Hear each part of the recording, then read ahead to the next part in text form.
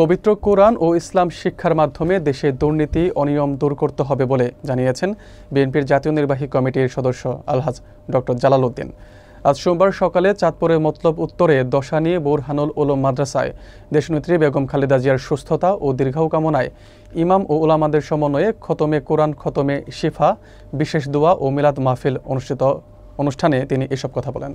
বিস্তারিত থাকছে শামীম মিয়াজির প্রতিবেদনে।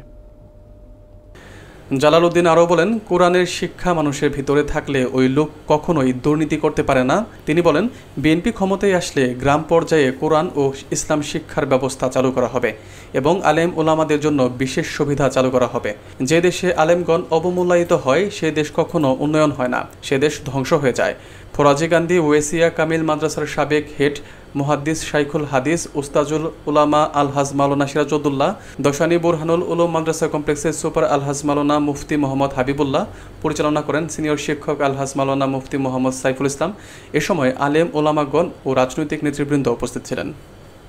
হুজুর বলছেন আমাকে আপনাদের পাশে থাকার, আমি না, পুরো সরকারই আপনাদের পক্ষে থাকতে। দেশ থেকে অন্যায়, অভিশাপ, দুর্নীতি দূর করতে হলে ইসলামের শিক্ষায়, কোরআনের শিক্ষার লোকদেরকে প্রশাসনের দায়িত্ব দিতে হবে, বিচারকের দায়িত্ব দিতে হবে। সুতরাং সেইভাবে আস্তে আস্তে ইনশাল্লাহ হবে। মাদ্রাসা, মসজিদ, যা কিছু আছে, ইসলামিক যত প্রতিষ্ঠান আছে সেগুলো ইনশাল্লাহ বিএনপি সরকার আসলে আপনার দায়িত্ব পাবেন।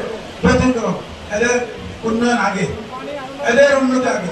কারণ দেশকে পরিষ্কার করতে হলে, আবর্জনা থেকে দেশকে মুক্ত করতে হলে, অন্যায় অফিসার থেকে, মিথ্যা ঘুষ রাজনীতিকে রক্ষা করতে হলে প্রথম ওষুধ হলো, প্রথম না এবং প্রথম এবং সর্বশেষ।